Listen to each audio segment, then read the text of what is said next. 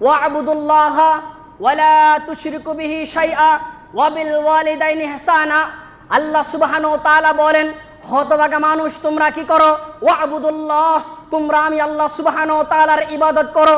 ওয়ালা তুশরিকু বিহি শাইআ, কুশ্চিন কালো শিরক স্থাপিত করবে না, আমি আল্লাহর সাথে কাউকে অংশীদার করবে না। কেন?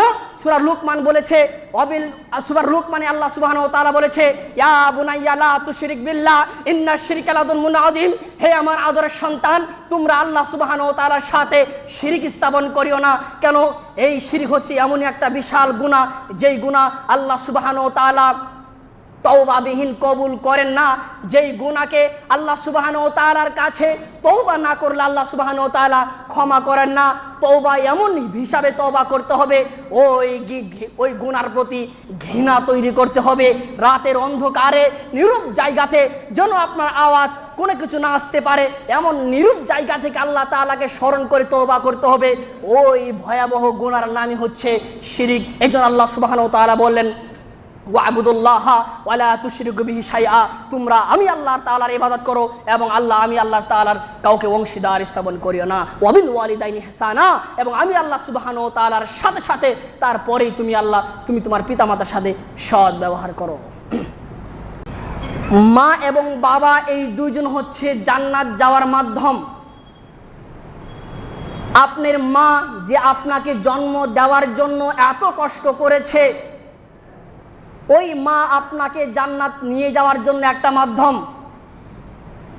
যেই বাবার উসুলে আপনি দুনিয়াতে এই রং বেরঙের জায়গাতে থাকতে পারছেন, এই বাবা হচ্ছে আপনাকে জান্নাত নিয়ে যাওয়ার মাধ্যম। আর একটা হাদিসে এসেছে, তিরমিজির হাদিসে, রাসূল সাল্লাল্লাহু আলাইহি ওয়াসাল্লাম বলেন, জান্নাত এবং জাহান্নাম এই দুটির দরজা হচ্ছে আপনার বাপ। বাপের সঙ্গে যেই ভালো শিষ্টাচার ব্যবহার করবে তাহলে সে জান্নাতের দরজা দিয়ে প্রবেশ করতে পারবে, আর যে অন্য নোংরা হিসাবে ব্যবহার করবে সে জাহান্নামে যাবে বলে এই হাদিস প্রমাণ করেন। আল্লাহকে বললেন, আল্লাহর কাছে সব থেকে মূল্যবান সময় কোনটি, অর্থাৎ আমলগুলো কোনটি?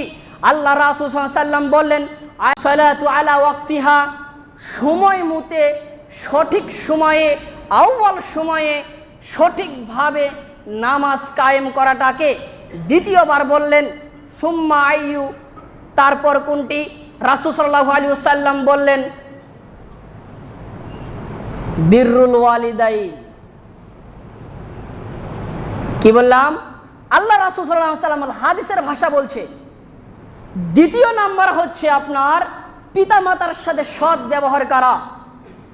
তো আরেকবার রাসূল সাল্লাল্লাহু আলাইহি ওয়াসাল্লামকে জিজ্ঞাসাবাদ করলেন, তো রাসূল সাল্লাল্লাহু আলাইহি ওয়াসাল্লাম বললেন আল জিহাদু ফি সাবিলিল্লাহ। সম্মানিত উপস্থিত দিনী ভাই, আল্লাহ রাসূল সাল্লাল্লাহু আলাইহি ওয়াসাল্লামের এই হাদিস থেকে আমরা পরিপূর্ণ জ্ঞান নিতে পারছি। সম্মানিত হিসাবে আল্লাহ রাসূল সাল্লাল্লাহু আলাইহি ওয়াসাল্লামকে সাহাবীগণ জিজ্ঞাসা করলেন, আল্লাহ তাআলার কাছে সব থেকে গ্রহণযোগ্য অর্থাৎ মূল্যবান আমলের মধ্যে একটা হচ্ছে সময় মতো সালাত আদায় করা, দ্বিতীয়টা হচ্ছে পিতামাতার সাথে সৎ ব্যবহার করা, তৃতীয়টা হচ্ছে জিহাদ করা আল্লাহ সুবহানাহু ওয়া তাআলার রাস্তায়। জিহাদ কিন্তু রকম আছে, জিহাদের নফল আছে, জিহাদের ফরজ আছে। যখন জিহাদ ফরজ হয়ে যায়, একটা হাদিস আসছে আপনার মা বাবার কোনো প্রয়োজন পড়বে না, পারমিশন নেওয়ার প্রয়োজন আসবে না। ফরজ হয়ে গেলে আপনাকে তাড়াতাড়ি এত স্পিড যেতে হবে ওই জায়গাতে জিহাদ করার জন্য। যখন নাফল জিহাদ, তখন আপনি মা বাবার পারমিশন ছাড়া যেতে পারবেন না। কেন? প্রথমে একটা হাদিস বলেছিলাম যে আমি আল্লাহ রাসূল কাছে সঙ্গে জিহাদ করতে যাব। আল্লাহ রাসূল বলে, বাড়িতে কি তোমার মা বাবা আছে? হ্যাঁ তো আছে, তো যাও খিদমত করো, জিহাদের মতো সওয়াব পেয়ে যাবা। এরকমভাবে হজের মতো কবুল, হজের মতো সওয়াব পাওয়া যায় পিতামাতার সৎ ব্যবহার করলে।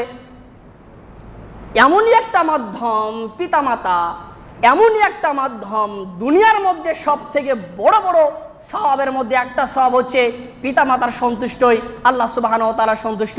রাসূল সাল্লাল্লাহু আলাইহি ওয়াসাল্লামের হাদিস। আল্লাহ সুবহানাহু ওয়া তাআলা বলেন সূরা নিসার